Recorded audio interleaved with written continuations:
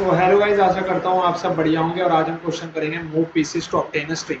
Question आपने पढ़ लिया होगा, अगर नहीं पढ़ा है तो पढ़ लीजिए। इसमें सिर्फ इतना लिखा है, कैपिटल एल को लेफ्ट मूव कर सकते हो, कैपिटल आर को राइट मूव कर सकते हैं, प्रोवाइडेड लेफ्ट और राइट में ब्लैंक स्पेस होनी चाहिए और मुझे स्टार्ट को टारगेट के बराबर अचीव करना है।